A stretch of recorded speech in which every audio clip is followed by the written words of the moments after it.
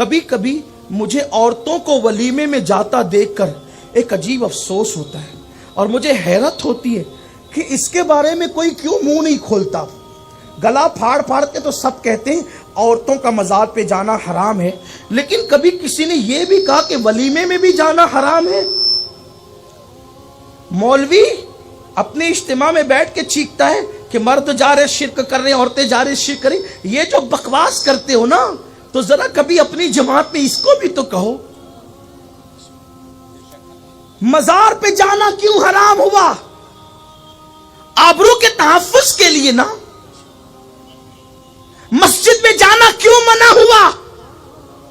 مجھے بتایا جائے جس مذہب نے عورت کی عزت کی حفاظت کے لیے عورت کو مسجد میں آنے سے منع کر دیا، اس مذہب کے ماننے والوں کے یہاں ولیموں میں بن ٹھن کے جانے کا جواز کہاں سے نکل آیا؟ یہاں تو مذہبی لوگوں کی عورتیں بھی جا رہی ہیں۔ اب بات اگر کہی جائے گی تو برا سب کو لگتا ہے، مسئلہ ایک آپ ہی کو سمجھتا، اوروں کو نہیں سمجھتا۔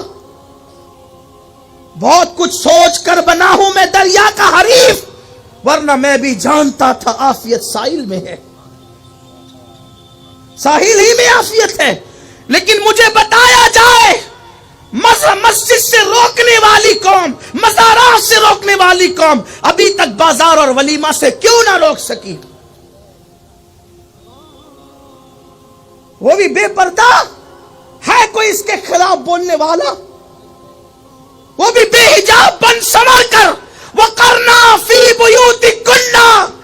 یہ پردے کے تین حصے ہیں، ایک درمیانہ، ایک معذورانہ، اور ایک سب سے اعلیٰ ولیوں کا پردہ۔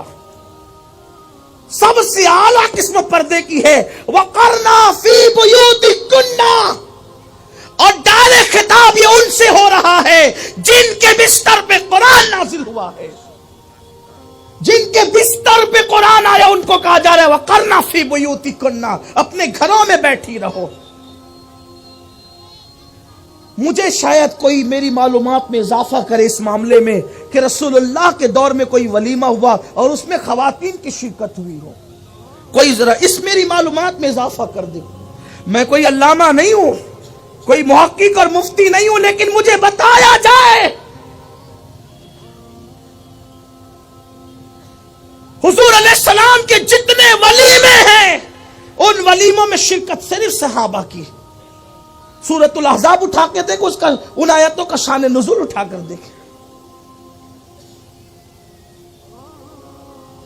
اور پھر چلیے اگر با پردہ جاتی تو کوئی گنجائش کی صورت تھی، لیکن بے نقاب بے حجاب بن سنور کر دن بھر بنتی ہے اور پھر جاتی ہے۔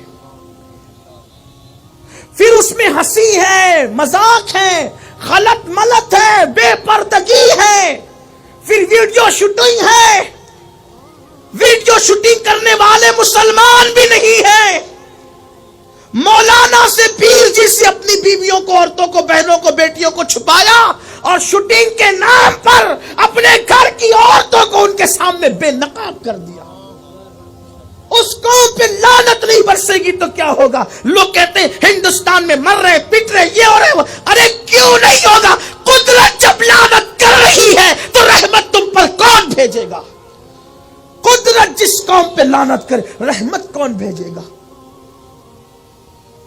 آپ جانتے ہیں یہ جو ناجائز اور حرام تعلقات کی لعنت شادی شدہ اور غیر شادی شدہ لوگوں کے درمیان قائم ہوتی ہے، اس کا سب سے بڑا اڈا اس وقت شادیوں کی محفل بن چکی ہے، نکاح کی محفلیں بن چکی ہے۔ ایک گھر سنورتا ہے، ایک گھر سجتا ہے، ایک گھر بستا ہے، اور سینکڑوں گھر اجڑنے کی بنیادیں اسی ایک بسنے والے گھر کے درمیان پیدا ہو جاتی ہے۔ اس کا ماتم کون کرے گا؟ اس حق پر اعلان کو ممکن ہے عورتیں برا مانتی ہوگی کہ اب ہمیں ولیمے میں جانے سے بھی روک دیا، ممکن ہے آدھی ادھوری تقریر کاٹ کے کوئی اس کا بھی مذاق بنائے، لیکن میں کہتا ہوں پردے کی پابندی کے ساتھ تو میں کوئی کلام نہیں کرتا، لیکن بے پردہ، اور یہ تو کہتا ہوں یہ تقوی کی اعلیٰ قسم۔ اگر کوئی عورت ولی بننا چاہتی، دھیان دے، مرد ولی بننا چاہتا ہے اسے روزے کی کثرت کرنا ہے، کثرت سے روزے رکھنا ہوگے، کثرت سے نمازیں پڑھنی ہوگی، تہجد پڑھنا ہوگا، قرآن کی تلاوت کثرت سے کرنا۔ عورت کو اگر ولیہ بننا ہے اسے کوئی نفلی عبادت نہیں کرنا، صرف فرائض واجبات کی پابندی کے ساتھ اپنے گھر کی چار دیواری میں یہ سوچ کر کے قید ہو جانا ہے وَقَرْنَا فِي بُيُوتِكُنَّ، اللہ اس کو اسی وقت مقام ولایت عطا کر دیتا۔ اس لیے کہ اللہ کے رسول نے فرمایا، المعجم الکبیر کی روایت ہے، اللہ کے رسول نے فرمایا عورت سب سے زیادہ اس وقت اللہ کے قریب ہو جاتی ہے جب وہ پردے میں ہوتی ہے، اور قریب ہونے ہی کو تو ولایت کہتے ہیں۔ ولایت اور کس چیز کو کہتے ہیں؟ قریب ہونے ہی